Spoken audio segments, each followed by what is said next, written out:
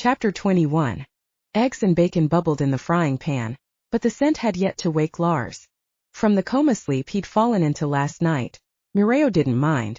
Blowing raspberries on the bottoms of Peanut's feet was interrupted by a knock. At the front door. She promised the baby more fun amid his delirious giggles, and hastened to answer. It was Valor on her way to work. Mireio had called her earlier asking if she could drop off some grimoires. Valor handed over a tote bag. It's all I have and that I'm willing to loan you. And Geneva sent one along too. You think you can find a spell to reverse imminent death? Not sure. Maybe delay the actual dying process? I mean, I know we witches can't bring back the dead. And I'm pretty sure we can't stop an inevitable death, but... She sighed and clutched the tote bag to her chest. I have to. Try Valor. The healing we performed has weakened. Lars was feeling pretty awful last night. That's tough. Big guy like that must feel so small is how he puts it. Oh, it kills me, Valor. She hugged the tote bag to her stomach. But thank you for this. It means a lot. Let me know if you need my help. I'm always willing to do what I can. But no. Dark stuff, got it. Mireio nodded, but couldn't quite get behind an enthusiastic agreement. She'd do what was necessary to help Lars. And if that required dark magic, she'd face that hurdle if it approached. You waxing the floors at the brewery today? Yes. I'm excited to use the buffer. Rented it from Home Depot. It's going to be a blast. Only you could get excited about stripping hardwood floors and waxing them. Thanks, Valor. I'll get these back to you as soon as I can. After Valor shut the front door, Mireio laid out the books on the coffee table before the couch and browsed through them, keeping Peanut in peripheral view. She loved grimoires, bound in leather, velvets and other fabrics. Some were so old, having been preserved through centuries of family, or sometimes even belonging to the same witch for those many centuries. The pages always smelled of herbs and age, and some even came alive with the proper incantation or a knowing eye. The stairs creaked, signaling the wolf had woken. Lars wandered into the kitchen, rubbing his beard. He wore only jeans and Mireio's eyes veered to his tight abs. Mercy. He sat before the counter and the plate of breakfast she set out for him, but before lifting the fork, he apologized with a yawn for falling asleep last night. It's not your fault, lover. Besides, Peanut and I partied it up while you were sleeping. Oh yeah. He ruffled the infant's wild hair. Did she get drunk again? The baby kicked his legs and cooed. Seemed like a very definite yes. Telling stories. Mireio protested. He's a sneaky one. So what's all that stuff on the coffee table?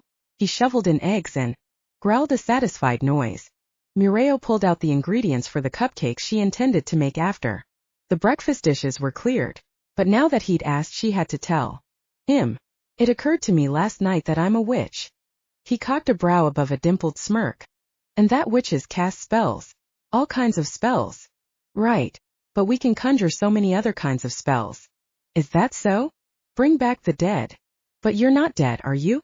Geneva and asked them to gather all their grimoires and spell books. He shrugged. What do you mean?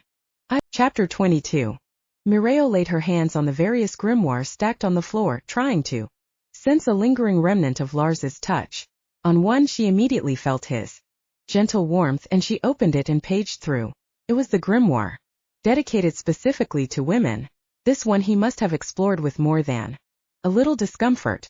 Setting that volume aside, she sat on the floor, legs stretched before her, and caught her weight on her palms behind her. What is he trying to hide from me? She lay back and decided it had been months since she'd dusted the ceiling lamp that dangled with purple crystals. Sighing, she turned her head to the side. A book under the couch? And so far under. Well, what's that? Something like that couldn't have possibly been an accident. It had to have been pushed under there. Reaching under, she slid out the thin volume bound in blue. Valor's great Grandma Hector's grimoire. She knew it from the family crest on the inside front page. That witch was still alive. Mireio had no idea what she was up to lately, but she and Valor had been close because she'd raised her granddaughter.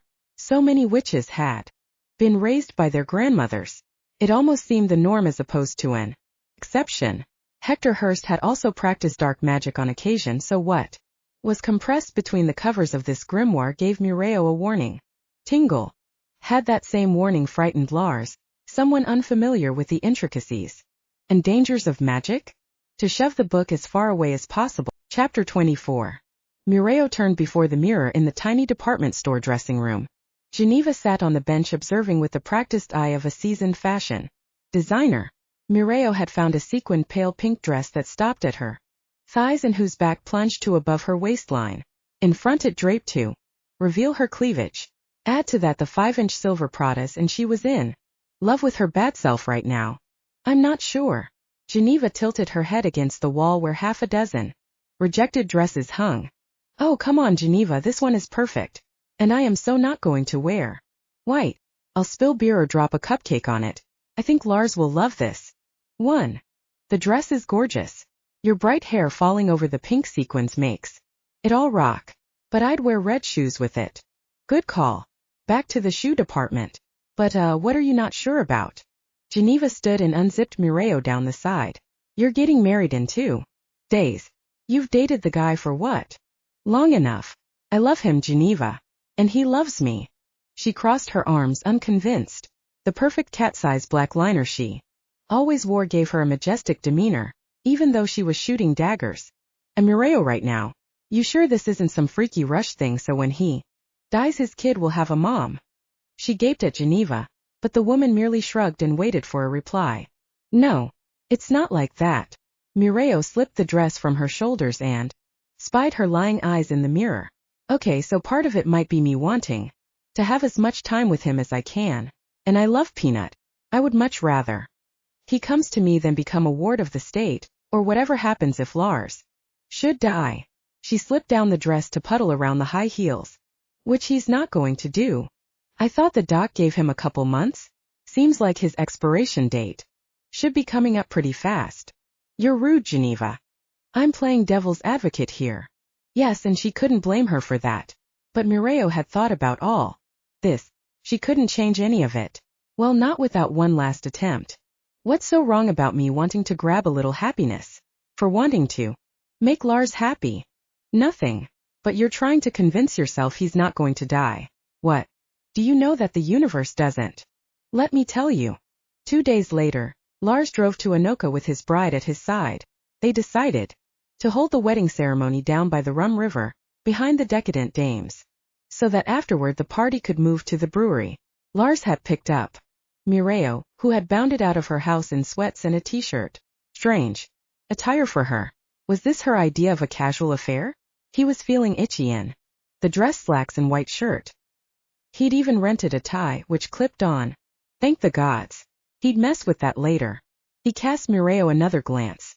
She twisted to make faces at Peanut, who sat strapped in on the back seat. Stopped by to give Peanut a present. It was a onesie that looked like a tuxedo, with a little black tie at the neck. That was one smart-looking boy. What? Mireio asked as he cast her yet another glance. She patted the plastic dress bag. I'm not going to let you see me in all my stunning beauty before the ceremony. I'm changing at the brewery. You're going to make my heart stop. But then you do that every time I see you. He winked at her and turned from the highway and into town. You know I desperately to my 8 inches of the bed. She waggled her shoulders. Got a problem with that? Nope. We could get a king-size bed. It would fit at my place. Where are we going to? I'm working on that. My neighborhood, but there is my bathroom. The mermaid's throne. I wouldn't dream of asking you to give that up. We'll figure something out. But I don't ever want to spend a night without you. Line. About me. When I'm werewolf. When we werewolves take a mate, it's for life. That's the way I intend to do it. So it's me and you. For life. Oh, I think I knew about that. So you all shifted to werewolf shape. It's slow? Work up to that experience. Of course. Just the fact you're open to it is all I need to hear. We can go. The best day of his life. You marry me. I don't know. Depends on your perspective. Tell me, Mireio. Yes. I see. He was. Until he'd found that spell. And really? He shrugged. I might have. I only know what Raven Cross has said about him. He was the vampire my mother went after when she had plans to invoke the neighborhood. Both of them shot a look into the back seat. Peanut slept. She nodded. Mother left me alone that night. I knew she was going out to. Against a vampire attack. He nodded, understanding. Life. Those nightmares I told you I didn't remember? I do. They are about the way. You want revenge. The hunt. I'd do anything for you, my love. Anything.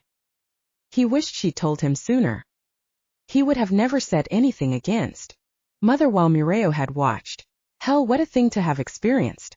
A goddess in pink spangles walked down the sidewalk toward him. The small Lars watched with awe and a reverence that pushed up tears at the corners of a long black sheath dress and who held white roses. Mireio's bright hair spilled in luscious coils over her shoulders and down her. Lars adjusted his stance and swallowed a lump in his throat. Yeah, so he was man who would live long enough to take care of her and have a family with her? Yes. Bearinged in silver and crystals, she took his hand and beamed a smile up at him. You ready for this? The ceremony took 10 minutes. It was a long 10 minutes. Lars didn't hear. Petals was tossed in the air. Then they all convened at the brewery where I'm good with that. Where's Charlie? Him and arguing who would get to give him his bottle. I think he'll be fine. No, let him party it up. See? He's already a ladies' man. He's got more. Ha! And now you're mine, so you are off the table. Come on, husband, let's dance. His smile dropped and his jaw tightened. Then a friend would congratulate him. And he'd force on a cheery demeanor. Over him. Has he been sleeping a while? Mireio asked as she gathered his blanket and, tonight, you and Lars go on, have your wedding night. Crib for the house, so we're all good to go. That's quite a commitment. We won't be needing a babysitter so much now. We'll get legal custody of Peanut should Lars die. What? Chapter 25. In the morning, Mireio brushed the hair from her face and rolled over to find her new husband clinging to the edge of the bed. One leg hung over the side of the bed and so did one arm. But somehow he managed to snore through it all. The guy had stated that he'd known exactly what he was getting into by marrying her. But had she known everything? What Sunday had said to her last night still bothered her. She'd wanted to ask her to explain, but Lars had come up to her and put his arms around her waist from behind, nuzzling his face into her hair. It had been a silent signal that he wanted to leave, so she'd left the baby with Sunday and driven him to her place. Lars had almost fallen asleep on the 10-minute ride, but he had made it upstairs and to the bed. By the time she'd showered and anticipated a little wedding night snuggling, snores. Good thing he wasn't a loud snorer. More of a gentle whispering type. And to be fair, there were times she'd woken herself with her own snoring. Not proud of it either. Maybe a little proud. She stroked his hair along his arm, and that touch startled him awake. He lifted his head, snorted, then wobbled and fell off the bed. Mireio leaned over the side of the bed. Good morning, husband. After a groan, he gave her a thumbs up from the floor. It's actually closer to noon, she said. So what will we do with ourselves on our first official day as husband and wife? He exhaled and rubbed a hand over his abs, blinking as he came fully awake. Sorry about denying you wedding night sex last night. I was beat. I understand. We can still have morning after the wedding sex. That we can. And with an energy that surprised her, he lunged up onto the bed and crawled on top of her. She, of course, had slept naked, but he still had on his dress trousers. So she unzipped him and he swiftly kicked the pants to the floor. How's it feel to be married?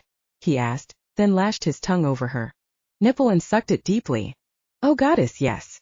That good, eh? She raked her fingers into his hair and held him there at her breast.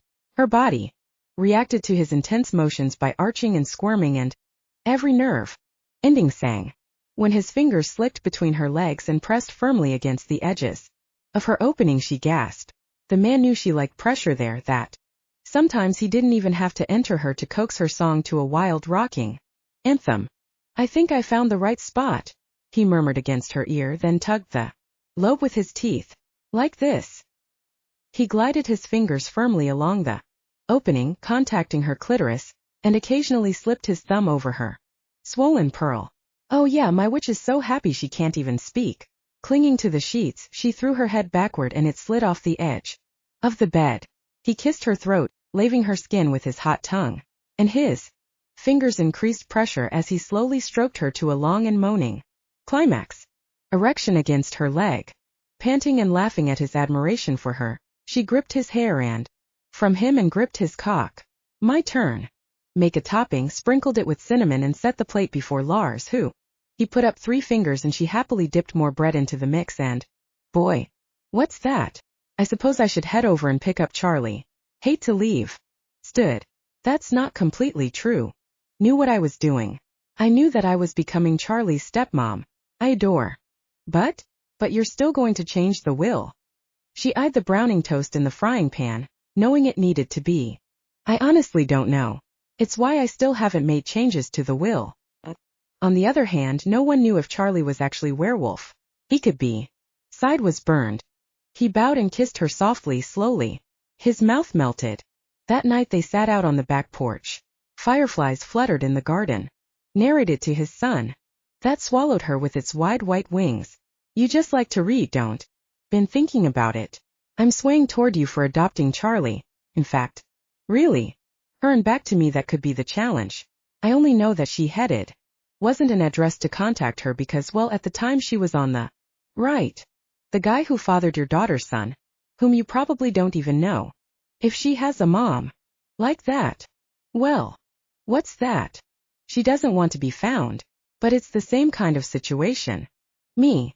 And the fact that he even had to consider such a decision? Hell. The one holding him gets to change him, Lars teased. I am busy reading. Chapter 26. Mireio woke to a strange sound. She couldn't have been sleeping very long. After that third orgasm had lulled her into a blissful sighing slumber. But now she searched the dark room seeking what had sounded like a growl. Standing near the bed was a shadowed, hulking figure that stomped the floor with a paw. Oh my goddess. Lars had shifted to werewolf. And the baby, likely having been woken by the noise, was crying in his carrier. On the floor. Lars. The werewolf glanced to her and growled. And then he howled a long and rangy sound that Mireio felt sure the whole neighborhood could hear. He stalked toward Charlie, bent to sniff at the infant, then swept a paw through the carrier handle and lifted the infant. Oh no, Lars. She stumbled off the bed, tangled in the sheets. You can't. He's not strapped in. The werewolf snorted at her and took off down the stairs. Oh shit. She grabbed her nightrobe and tucked it on. By the time she graced the top stair, she heard the screen patio door open and swing shut. A glance outside saw Mrs. Henderson's lights go on. Charlie wailed. Stop. Mireio cried as she broached the patio and hit the grass at a run. The werewolf had fled through the pasture that backed onto their neighborhood. Yards. The corn grew higher than her shoulders, but a werewolf should have no problem navigating it. But a baby not strapped in. Oh mercy. Mireio. Not now, Mrs. Henderson. He's got the baby. Who? The Sasquatch. No. She ran toward the corn. What to say? The last thing Mrs. Henderson needed to know was that Mireio had married a werewolf. Or even a Sasquatch for that matter. A stranger. I've got to get the baby. I'm calling the police. Shit, that was not what she needed. Police and a werewolf? That could mean the end of Lars. The end of werewolves. The end of a reality where humans believed werewolves only existed in movies and books. She couldn't let the police see Lars. But more, she had to get to him before the baby was hurt. She knew Lars would never intentionally harm his son. But how much of his man's mind could control his wolf brain when in werewolf shape? She followed the path of trampled stalks through the cornfield, tracking the werewolf's grunt up ahead. He was far off, his powerful legs moving him more swiftly than she could run. The long cutting corn leaves slashed across her face and bare legs. She tucked the nightrobe over her naked body and tied it. As she ran, should have put on some shoes. The broken cornstalks proved rough to run over. Charlie's wails spurred her on and his cries grew louder and closer. She burst out into a clearing where the farmer must turn his tractor for the cornstalks that lay broken down in an almost perfect circle. The werewolf stood before the baby carrier, which sat on the ground, not toppled. And now Charlie had strangely settled, his wide eyes taking in the creature who loomed above him. I know you couldn't help it, Mireio said as she approached cautiously. She just wanted to get to the baby. You've got to shift back, Lars. She clapped her hands toward the werewolf and it cringed from her. But then it growled and snapped. I'm not afraid of you. I'm your wife, for goddess's sake. Listen to me. got away, but that doesn't guarantee they won't keep looking for the culprit. She checked Charlie. He looked fine, though it was dark and there was no. Wandering back the way she'd come, she met 2 police officers with guns. Middle of the cornfield. Vicious werewolf could make her feel so vulnerable as standing before 2 men. Let's take a look, one of the officers said to the other. Stream of Wales. Been a burglary. I don't own any valuables, so the intruder must have decided. No, Mrs. Henderson. Thank you for calling the police. Not really. But she. And mark it off as a failed kidnapping or maybe even drug-induced idiocy. His baby carrier, then pulled on her robe and wandered down the stairs. And now she followed the dirt tracks down the hallway, even as the knocks. Everything is okay, she offered immediately. I called Lars last night and... What's that? Decided to give kidnapping a try. The police said they'd return today when the plate she'd set on the patio table. Are you sure you're okay, Mireio? Narrow space in the lilacs. Mireio was beginning to wonder if she should plant. Will do, Mireio whispered as she texted back.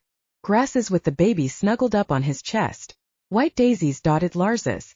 Lars finished his 4th square and eyed the casserole dish. 1 slice left. Out, Mrs. Henderson. I will really miss that bathroom, though. By the gods, he'd endangered his son by stealing him away while in Werewolf. Never forgiven himself. Would be the man to stand beside her and support her. They'll have kids someday. Day. Chapter 27. It was after midnight and the sky was dark. Clouds blocked the moon. Mireio had brought along all the supplies for invoking the immortality spell. Candles, black salt, lighter, the dragon's exudation, fairy dust, a baby's cry, and various herbs and crystals. She'd practiced the incantation this afternoon, and had invoked a confidence spell to bolster her efforts tonight. She was ready to hunt a vampire, and to cast the spell upon herself. Silently they walked the alleyways they followed previously. It felt covert to Mireio, as if they were on a mission and both knew their roles and would only speak if necessary. She wished this night could be as easy as they made it look in the movies. Lars immediately picked up a scent. Following his silent gesture, she caught up to him. You're sure about this? She asked him. The long tooth killed your mother, he said with a strange detachment. You need this revenge. You were reluctant to kill a vampire no matter what. What's changed your mind? Because I want to remove the threat to you. And if that means you get the bonus of another century of life, then so be it. Let me give you this. Mireio. He stopped to look at her. Life. She swallowed back tears. He wanted to give her something he couldn't grab for himself. He touched the corner of her eye, releasing a teardrop. No tears for me. Shed them for your mother. You honor her tonight. Yes. She nodded and summoned the bravery she would surely need to make it through the next few hours. You ready? He asked. It's gone that way. Up on the rooftop. The vampire saw the 2 of them approach and stood up from his victim. Closely cropped dark hair shaved with zigzags gave him a ridiculous look, and the gold gauges in his earlobes hung heavily near his jaw. His face was so gaunt Lars at first thought he was starving, but the blood dripping down his chin indicated he'd fed. And well, Lars sensed the human at the vampire's feet still had a pulse, and Lars saw his legs twitch. But if he didn't act swiftly, the victim could lose too much blood and die. What's this? The vamp said, sneering. Gold rings on his fingers clicked as he clasped his hands together. A wolf? At Lars's side Mireio bristled, but he tapped her arm. He didn't want to show the vampire any weakness. Suddenly dizzy. Damn it, this disease was challenging him in ways he wished would not show up. Lars stepped forward and delivered a punch up under the vamp's jaw. His victim. Gritting his jaws, he narrowed his gaze to see through the dizziness as he brought her along with him. For good reason. Lars nodded. He'd almost forgotten. Right. Speak the spell, which he clearly right now, and if he wasn't careful the vampire would slip from his grasp. Incapacitated. What the hell? Enthralled, the human would not remember how he'd gotten the bite on his neck. Shoving the vampire to the rooftop, Lars stepped over him, straddling his hips. Wanted. But there was no going back now. He wanted her to have this revenge. Ready? He asked. Lars suspected were Latin. He bent over the vamp. He knew his role. Etor. Life. How crazy was it that he couldn't control his own life, yet could hand Lars Mireio's voice startled him out of the swirling dizziness. Shaking his head, she sucked at the blood, and as she did, Lars felt his veins tighten. His sifting away on the wind. The candles around her flickered and snuffed out. She shook her head. I did the right thing. What she really needed was to make it to the field of wildflowers, so she same without regret? How could they not feel remorse for such a foul act? No. And then she shook her head. No. She could not be sorry for taking the life. Standing, she wobbled, then straightened her skirt and stepped away from the forehead to the wall. Lars slipped up behind her and wrapped his hands over. Why don't you let me run you a nice hot tub first? You've some blood on you. He let the screen door bang shut as he raced out and around to the bathroom. I'll sit here quietly, he said, settling onto the closed toilet seat. Chapter 28. The next morning Lars drove his family to Mireio's place. She didn't have a change of clothing at the cabin. Her shirt had vampire blood on it, and she was kind of cranky, so he decided to do what he could to make her happy. She'd gone upstairs to change an hour ago, so he snuck up to check on her and found her in bed. Sleeping? No, he didn't hear the soft rhythmic snores. Probably sulking. After making toast and coffee for breakfast, he took Charlie out to the patio to feed him his bottle. The day was bright and he actually felt pretty good, save for the twitch at the base of his spine. He prayed that did not indicate another unintentional shift. He generally didn't feel it coming on until he was in the midst of it, which gave him 2 or 3 seconds to get away from his son. Charlie giggled at a passing monarch butterfly that fluttered close to Lars's hair. Butterfly, he said.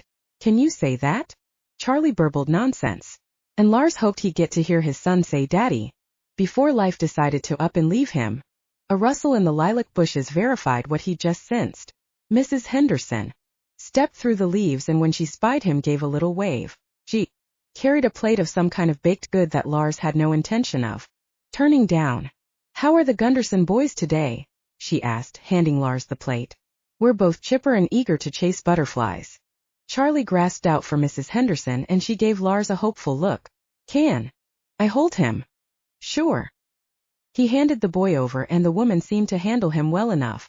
Charlie was a little chunk and growing heavier by the day, but she propped him at her hip and pulled a face to make the boy laugh. So Lars peeled back the plastic wrap and dug into the sliced banana bread. It's my grandmother's recipe, she said. Uses cinnamon and walnuts. You don't have a nut allergy, do you? I don't think so. This is great. I might even save a piece for Mireio to try. Where is she today? Inside cooking. No, He wasn't going to tell the woman his wife was depressed, because she'd consumed the blood from a vicious vampire. Taking it easy. Today. I'll tell her you stopped by. Oh sure. This tyke is sure an adorable guy. Where's his real mother? Lars stopped mid-bite and swallowed awkwardly, so the woman just came out with the tough questions, eh? She wasn't as unassuming and bat-brained as she made others believe. Not in the country, he offered, holding out his hands to take Charlie back. I should go inside and see if Mireio needs help with the laundry. But I thought she was taking it easy? Oops. Thanks, Mrs. Henderson. She stepped back slowly but didn't make her way toward the hedges. I could watch the boy while you run in to help your wife. No, we're good. Aren't we, Charlie? The baby in his arms suddenly tilted back his head and let out a howl that would make any wolf pup sit up and howl back. Well, Mrs. Henderson pressed a hand to her chest. That's unusual. Heh, he's making baby noises. But Lars was so excited about the howl he nearly knocked the table over when he stood. See you later, Mrs. Henderson. He rushed inside the house. Lars held up Charlie and the boy howled again. That's my boy, Mireio. He ran up the stairs. His wife lay in bed awake, but he suspected she wasn't in any mood to actually rise and face the day. His excitement could not be contained. Guess what Charlie did? She shrugged and sighed. He howled at Mrs. H. Howled. Just like a little wolf. He's werewolf, Mireio. I know he is. That's sweet. Ah, honey. He sat on the edge of the bed and Charlie reached, trying to grab at her tangled hair. You feel like lying around today? She nodded. Can I bring up something to eat? Some tea? Mrs. H brought over banana bread. Maybe later. Okay. You take all the time you need. I'm going to head to the lumber store today. Need to pick up drill bits. You want me to get you anything when I'm out? She shook her head and turned her back to him. At the sight of the blinking baby monitor, Lars set his hammer down. He'd considered asking Mireio to watch Charlie today while he worked on finishing the framing, but he hadn't wanted to leave the baby with her since she was still in a funk. She had gotten out of bed this morning and made him breakfast, but she had still been in a robe and her hair had been uncombed when he decided to leave around 11 to work on the cabin. Had the immortality spell not worked? Had something gone wrong? Or was it as he suspected? She was feeling guilty over taking the vampire's life to prolong her own. She should not feel that way. A vicious predator had been taken out of circulation. Yet, he couldn't convince himself he'd had such a right to be judge, jury and executioner. That night, in the moment he had wanted to kill the vampire out of a rage even before Mireio had reminded him she needed to take the heart. They were both responsible for that death. So why was he here now? He should be standing by his wife, giving her the hugs and compassion she needed, and in turn he could get the same from her. Wow, he'd handled this one wrong, but he intended to fix it. Packing up his tools, he then found Charlie inside in his crib, bubbly and ready for a bottle. Instead of tucking him into the car seat right away, he let the boy roll around on the floor a bit while he reread the will he'd not taken a moment to look at it. Could he do it? Should he do it? What do you think, Peanut? The boy rolled over and burbled out bubbles, which was his latest trick. He took joy in the sounds the sputtering saliva made, and obviously the drooling mess. Lars swiped a cloth across Charlie's chin and neck. He dropped the cloth as the numbness struck him suddenly. His feet and legs began to tingle as well. The tingling traveled swiftly from his extremities and focused in his spine. So fast. He dropped to his back next to his son and closed his eyes. The numbness was coming on more often and swiftly now, and it seemed to travel toward his center, coalescing at his spine. He had learned that if he lay down and wrote it out, it seemed to pass more quickly. He felt so helpless like this. If a man was going to die, he decided it would be better to be quick, not debilitating or degenerative. This shit was nuts. He wasn't a weak man. He was a vampire killer, damn it. Yeah, so maybe he'd had to prove something to himself by killing the vampire. Idiot. And look how the universe rewarded him. Stretching out an arm, he was able to nudge Charlie onto his back and the infant kicked and squealed, unaware his dad couldn't pick him up if the world were ending. And with that thought, a tear spilled from Lars's eye. It had been 3 days since they'd killed the vampire, and Mireio had supposedly gained immortality. Physically, she didn't feel any different, except tired. But the fact she'd been moping about for days was probably the reason for that. So this morning after Lars had taken off for the cabin with Charlie in tow, she'd gotten up, taken a long bath with Epsom salts and rose quartz crystals, and then wandered out to the garden to pick some lavender. Then she cast a spell to lift her spirits and help her to see the goodness around her. Sometimes a person could get so mired in one detail that the wide, bright world surrounding them faded into the background. No longer. What had been done was done. She said a blessing to her mother's soul and asked her for a blessing in return. And when the beeswax candle above the stove suddenly flickered to flame, Mireio got her answer. Her mother approved. And that was all she needed to lift her head and move forward, thinking she might make something sweet for Lars as an apology for her funky mood. She paged through the recipe book she and her grandmother had cobbled together over the years, but nothing leaped out at her. So when the door opened and Lars and baby entered carrying a little brown bag from Nothing Bundt Cakes, she was thankful the man was on the same page as her. You're up, he noted as he situated Charlie in the high chair he'd bought the other day to keep here at the house. He then swung into the kitchen, swept the hair from her cheek and kissed her. His masculine, fresh rain in the forest smell drew her to tilt her head for another kiss, and another. And when he landed on her mouth, she turned against him and pulled him down to make it a long and luxurious kiss. Wow, he said when he pulled away. I think you're feeling better. Much. Sorry, but I think the enormity of what we did sort of whacked me off balance for a few days. I understand that. He took her hands in his. It affected me too. Oh, I know. I've been terrible to ignore you. What can I do for you? What's done is done, he said. We both need to accept that.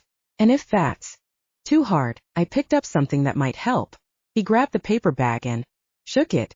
red velvet and chocolate chip. Oh mercy. I'll get the forks. Half an hour later, they lay on the couch naked with bits of buttercream frosting on Mireio's breast and in the crook of Lars's elbow. Eating cake had started out innocently enough, until Mireio had dropped some frosting down her shirt and then, well, on the floor wide awake in the baby carrier, Charlie gazed at the two of them with a wonder that widened his eyes. We'll have to stop having sex in front of the legume, Mireio said. Agreed, but we can always eat cake in front of him. They clinked forks together. Deal. A shower to remove frosting and cake crumbs was necessary. Afterward Mireio dried off with the towel and tossed it over Lars's head. He wiggled his butt, and then tugged it off and winked at her. I hope you don't mind, but I'm going to meet the girls tonight for a gab session. Sounds like what you need. Why are you so good to me? Because I love you. Because it's easy to want to please you. Because you're the cutest, tiniest which I know. Because Charlie loves you. Because... She pressed her fingers to his lips. Okay, I get it. You love me. I love you. We're one big happy family. Do you want me to make you something to warm up for supper before I leave? No, I'm good.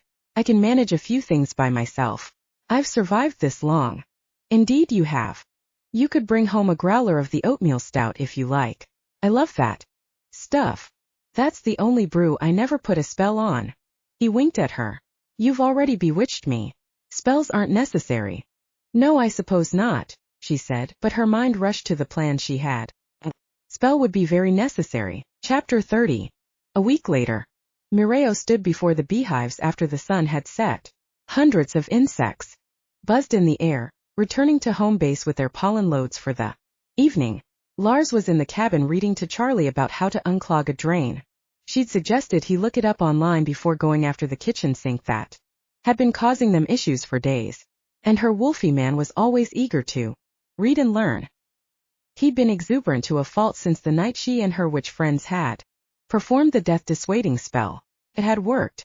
It had to have worked.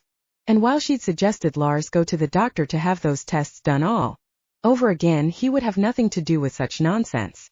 He said he felt great. Leave it at that. Which she could do.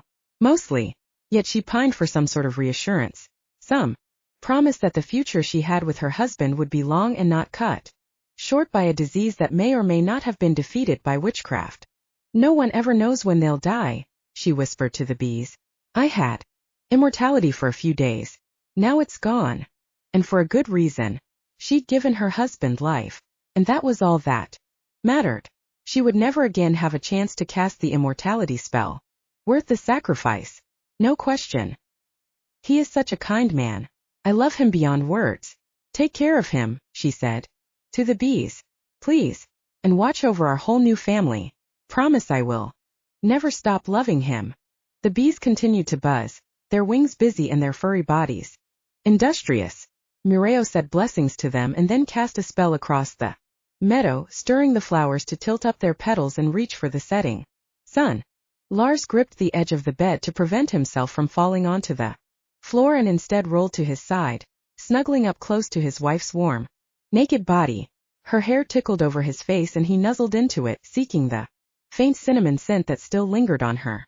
She'd made cinnamon rolls last night and put them in the fridge so when he rose in the morning he could pop them in the oven.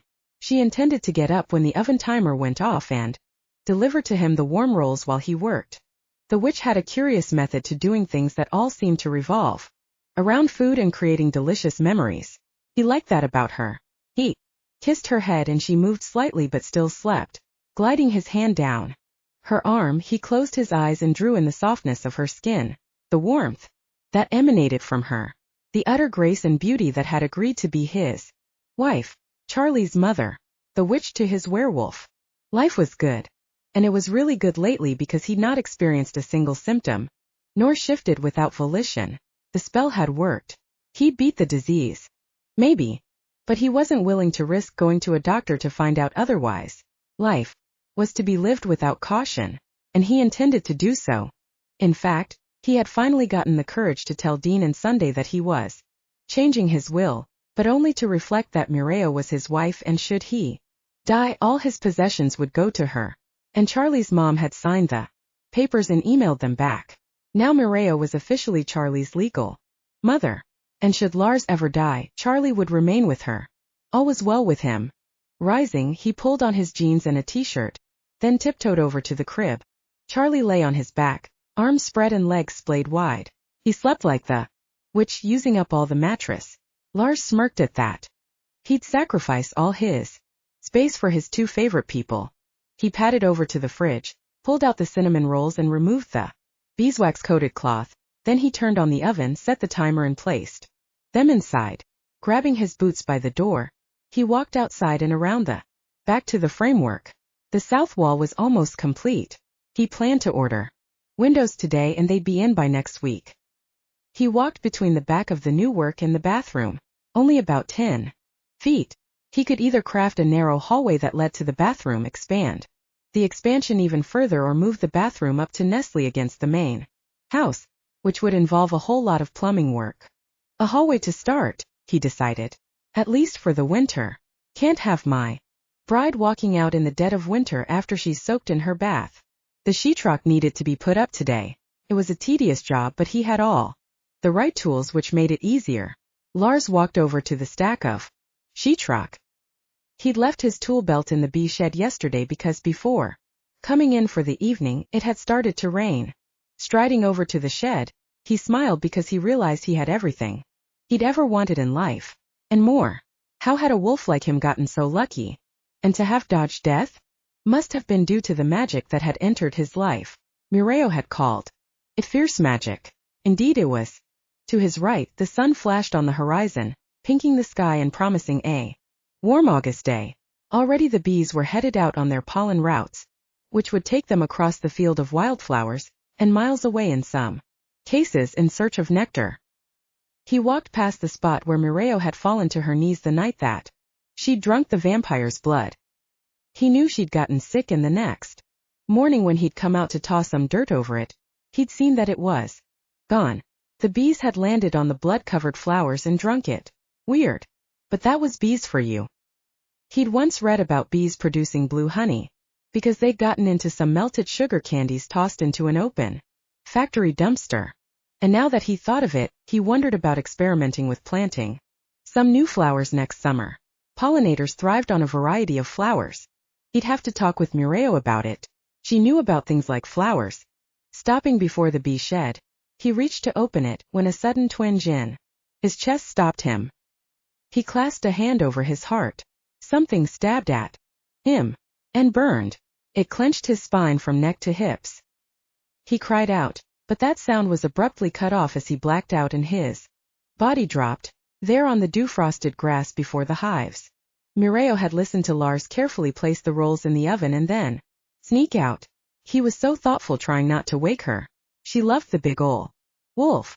But Charlie had stirred as soon as the screen door had closed, so she dragged herself out of bed, pulled on one of Lars's worn gray t-shirts that fell to her thighs, and picked up the infant. You get to taste vanilla frosting this morning, Charlie. What do you think of that? Oh mercy. The man has a way of leaving the really stinky ones to me. Do you know that? She kissed the baby's cheeks and blew each one a raspberry. Yes, you've got some deadly stuff going on in that diaper. Talk about a witch. Ward. She changed Charlie and then checked on the cinnamon rolls. They were done, so she pulled them from the oven and took the frosting she'd made last night out of the fridge. In 10 minutes the rolls would be the perfect temperature to frost, then she'd bring them out to Lars. But she didn't hear any hammering, so she decided to see what he was up to. Maybe Daddy is trying to be quiet, she said to Charlie as she skipped down the front steps with the infant propped at her hip. We'll let him know we're up, then he can go to town with making you a new bedroom. What do you think about that? You're going to have your own room, and I'm going to make sure the other room becomes our bedroom. Lars. He wasn't in the framed rooms, so she scanned around the backyard, and when she didn't see him, she frowned. Maybe he went for a run? Her vision soared over the meadow, dappled by the rising sunlight, and then she spied the open bee shed, and lying on the ground before it, breaths chuffing from her as if she'd been thumped in the chest, Mireio gasped. Oh goddess! Running toward her husband, who lay on the ground, she called out to him. Charlie bounced at her hip, so she clutched him tightly. Plunging to the ground, She set the baby down as she realized her husband was not moving. He lay there as if he'd decided to take a nap on the summer grass. But, panicking, she pressed her fingers to his wrist, seeking a pulse. Mireio moaned. Her throat tightened, and her heartbeats thundered. No, not now. This cannot happen. Lars. She shook him at the shoulders, but he did not rouse. Why was he on the ground? Had he had a heart attack? He was a young, healthy man who'd been on a fast track to death until she and her friends had worked their witchy magic. Or had they? No, the spell had to have worked. Come on, Lars. Charlie rolled over and caught his arms on one of Lars's legs. Mireio kept the infant in sight and didn't want to alarm him, but she didn't know what to do. Lars wasn't breathing. No, no, no, no.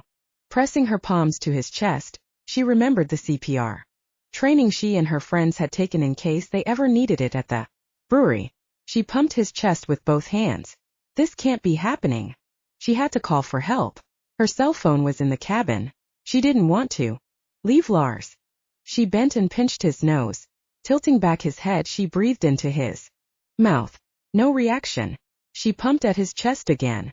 Now she shouted his name and kept repeating no, aware that Charlie was becoming agitated but unable to stop her actions. She pumped hard, then breathed into her husband's mouth. Please, by the goddess. What spell could she work to bring him around? She had none. Had exercised the most powerful spell she could find to give him life, to dissuade death, and it had not worked. Now Charlie's wails cut the air. Mireio turned to lift the infant. She pressed him against her thundering heartbeats, wishing it were Lars who was reacting, moving, hugging up against her for reassurance. It couldn't end this way. It couldn't end. How could it end? No, she shouted, and her tears spilled out as she rocked with Charlie before Lars. On her knees she cried to the rising sun, to the trees and the flowers, and to the bees. Please don't take him like this. Not from his family. Not from me. A whisk of wind whipped her hair about her face, and then the air stilled. Charlie's cries softened, as did Mireio's.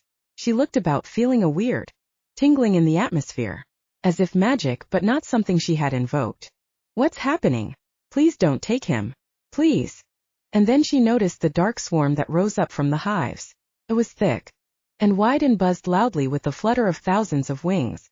The susurration of bees moved over their heads and hovered there like a black cloud. Strangely fearful of the swarm, she gripped Charlie closer and shuffled away from Lars's side. Yet she was also curious.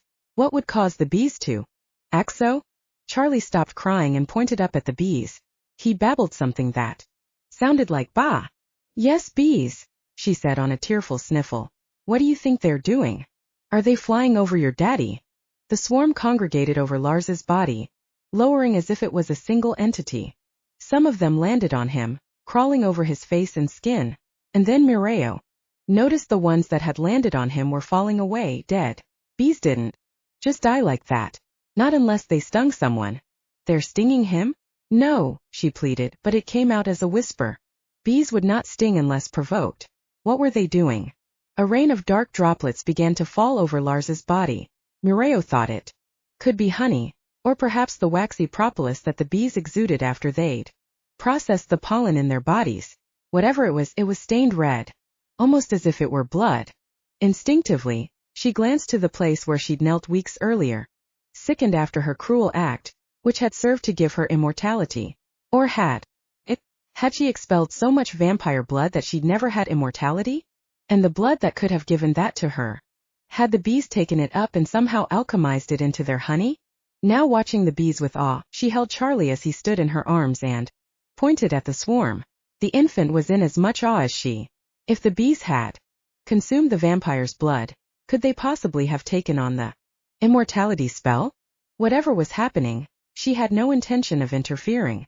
Lars had tended those bees with love and care over the years. He had spoken to them, telling him his trials, adventures, and about the good times. Surely he'd confided to them about the bad times. Had he spoken of her to the bees? Were they now honoring their fallen keeper? It was a beautiful thing to witness. Lars's body dripped with the blood-tinged substance. Bees crawled over him, fluttering their wings where he'd been stung. They were forcing it to permeate his skin, making it enter his bloodstream. Amazing. Bah! Charlie looked to Mireio. The boy stretched out an arm and a bee landed on his fingers. The infant giggled as the insect walked along his skin. She didn't shoo it away. As long as Charlie was curious, she was too. Thank you, she felt compelled to say to the insect, for all the love you have given Lars. You bless us all. The bee alighted, flew above her head so she could feel the hair move against her forehead a little, then soared back into the swarm. In its wake the swarm lifted and followed their leader back to the hives until finally the sun shone across Lars's body.